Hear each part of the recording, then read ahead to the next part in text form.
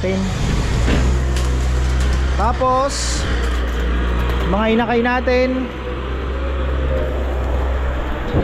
Ayan na. Ayaw ko po nung parang may itim yung likod, pero ito tingnan nyo. Oh, wow, hindi ba pagod? Oh, tingnan nyo. Oh, ayan oh. Oh.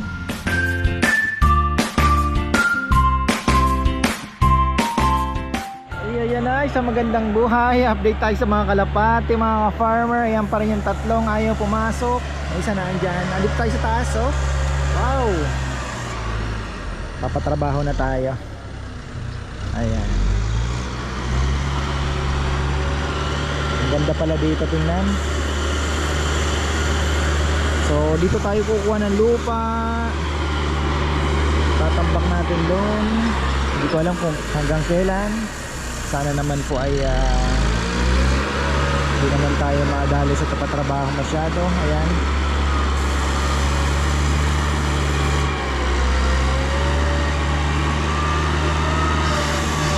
Kaya magdidilig, libangan niya, exercise. Oh. Kamuting aso, ayan. Huy! Silip tayo. Ito napakaganda. Ang ganda po ng katawan nitong yung anak nito, yung nakuha natin kay boss kalimutan mo si pangalan Mariano Enriquez. Ayan, may-ari ng taxi. Ano ba to? E-taxi ba yun? Yung parang sa Valenzuela, mga farmer yan. Kilala nyo siguro yung iba. So ito yung nakuha natin. Yung dalawang inakay na yan, napakaganda. Ganda ng hugis ng katawan. Yan, dalawang yan. Hindi ko lang alam kung anong bloodline nito. Siya kasi ang pumili pero mukhang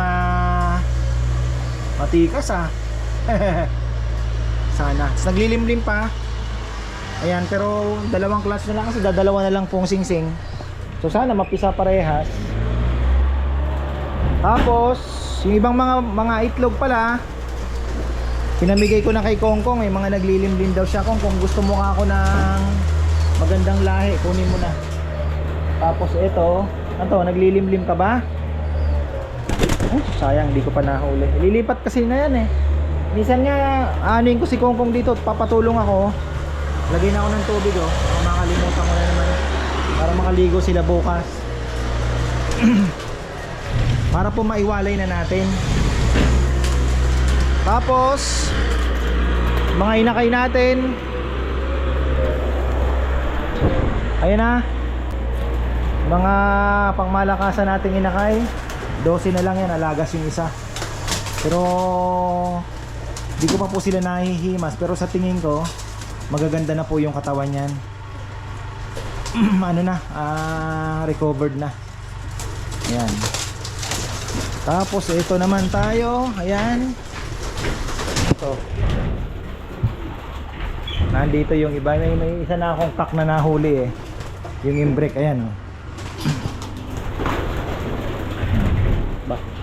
ubos meron pa tayong dalawang inakay na hinihintay. May dalawa pang ang itlog dito ayan. Ayan ayun na, nadala na sila hirap pulihin. So sila, hiwa-hiwalay na yan. Magbe-break na sila. Break na. Bakit may green ditong lato na na naman, nakasama na naman siya. Yan, dapat doon yan sa kabila. Wala naman Bio pigeon to Ano sila may pinapasukan. Kakahuli ko lang sa'yo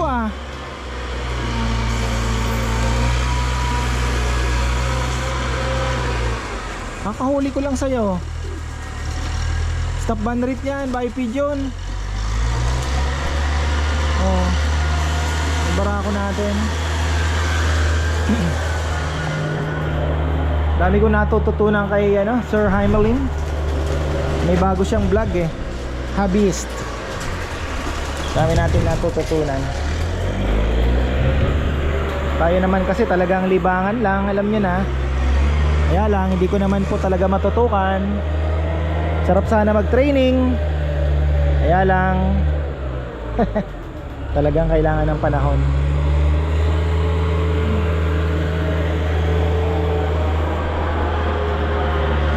Oh, mamaya pala kasi ano natin, ikutan din natin yung arwana.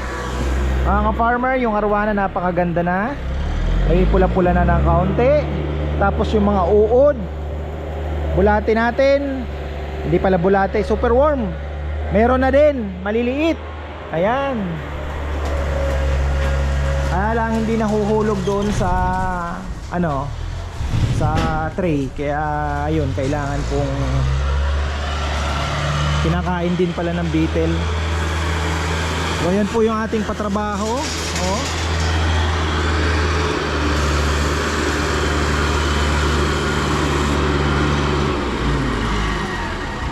Hindi na makuha yung banda doon.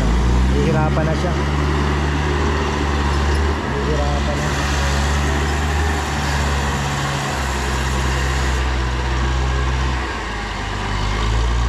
Yun. Naman para baka mahulog lang ano. Ayun. Actually yan po, titigas naman yan sa araw pag ano ng araw. Ba talaga 4-wheel drive ano? 4 wheels Ayan, 4x4.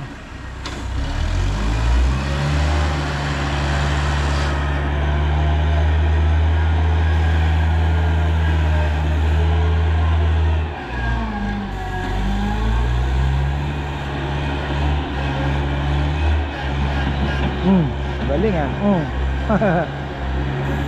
Natataktak pa pala yan Sarap din panoorin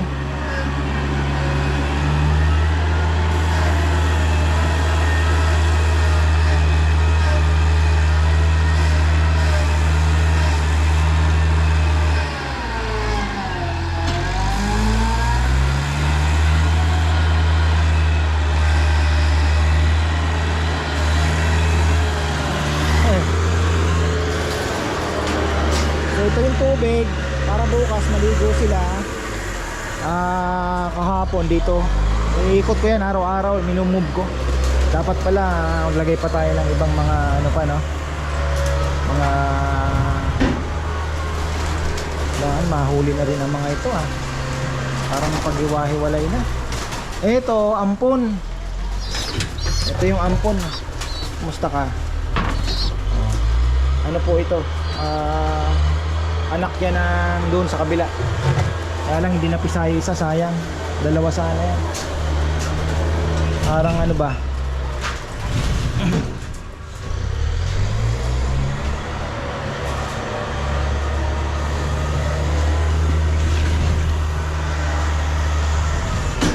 Pipisa na rin to. Malapit na yan. Sana dalawa. Ganda, maganda yung inakain nila. Abangan natin yan. Naka ano naman yan. May pangalan naman, ay nakalista naman po.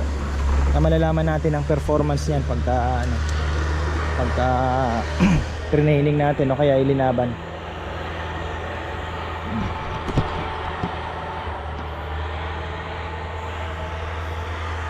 Ayan, as promise, balikan natin itong ating isingit natin to si Arwana. Asan ba? Pinailaw ko lang po mga ka-farmer para makita niya po kung gaano maganda. Ano ba itong ilaw na to? Ayan, para mas ano siya, para pag ano niya. Ayan. Ayan.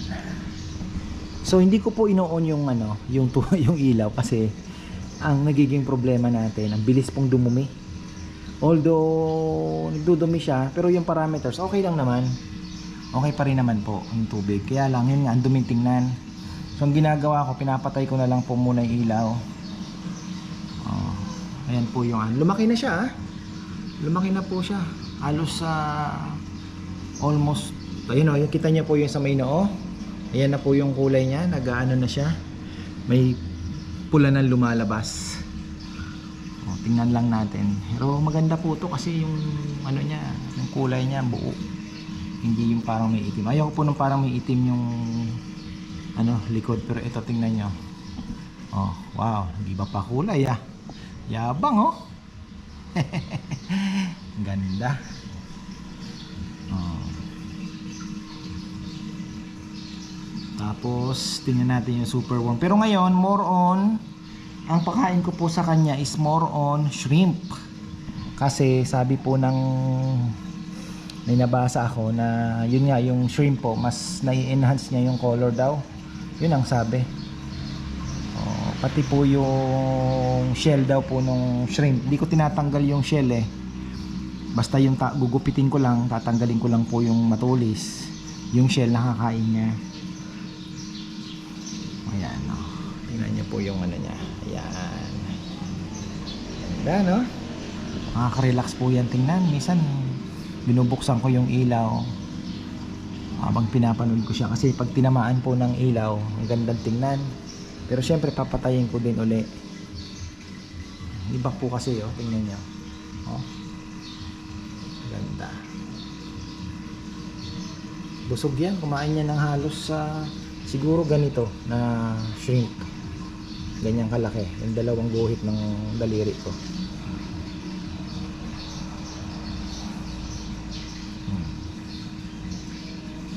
Solid yun, solid. Kaysa super worm, parang ano lang, makatas lang yung super worm, kaya marami po nakakain niya eh.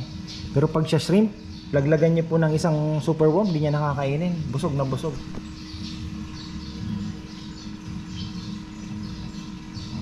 Laki ng bibig, ano?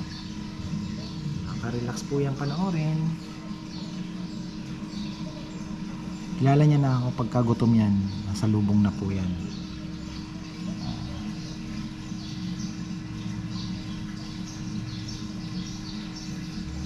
Bagong linis lang yan kahapon. Ay kagabi. Napuyat ako mga 10 o'clock ako natapos. Kaya tagos yan. Tingnan nyo. Ang linaw ngayon yan. Tubig. Ang ganda no. Kikita nyo di ba? Linaw. Temperature is 31.8. Hindi mainit talaga ang panahon. Yan.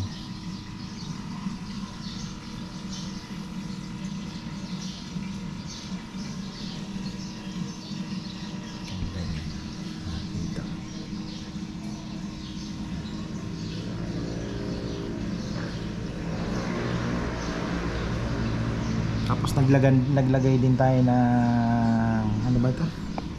Yung ito stability. Ayan, konti lang naman. Pagbago daw ng palit. Sabi ni Brother Maynard. Ayan, shoutout pala kay Brother Maynard Villones. Ayan. Ating arwana brother, ganda. Ang galing ng buntot niya pala sa paglang nagagamit niya lahat ano. Iniobserbahan ko po siya, grabe sabi ko.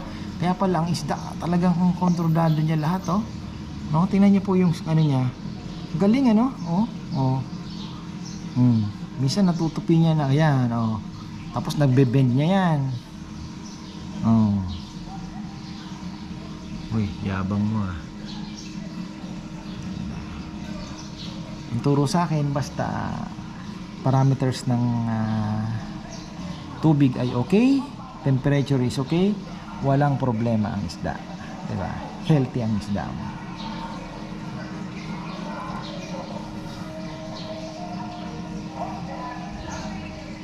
Malaki na siya. Yan, patay na muna natin. As usual, mahirap na. Dudumi na naman yan. Mas maganda na pong nakapatay. Nasa na yun. Kinakapa-kapa ko lang kasi mataas masyado ito eh. Yan. Oh. Okay, one. Nasa na isa yun ito. Okay. Tapos, as promised, ayan po yung ating naglagay na ako nito kasi dito na sila mangingitlog. Tataktak na lang po natin yan pagdating po ng ayan. Kasi may patay na, namamatay na po yung kailangan ng magpalit yata. Kasi, tingnan nyo, mayroon na pong uod eh. Mayroon na tayong uod. Ayan oh, kita nyo? Sana yan. Ayan. Oh, tingnan niyo oh. Ayan oh. Kaya lang hindi sila nahulog dito. Ayan na siya. Ano natin dito? Marami na siguro eh. Ilang piraso lang. Nakita ko kahapon. Ayun, marami na rin. Oh. Oh. Hindi ko pa talaga na ma-master kasi kinakain po siya. Kailangan mailipat mo talaga. So hindi po sila ang turo, kasi napanood ko na screen daw mahuhulog na po yung itlog. Hindi naman nangyari. Ang nangyari ay naandyan lang.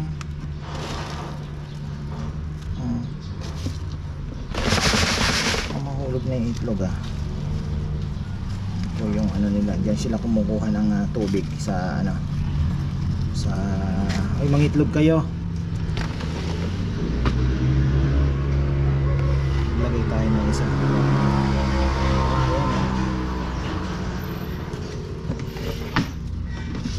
Okay na. O yan, maraming salamat at magandang buhay.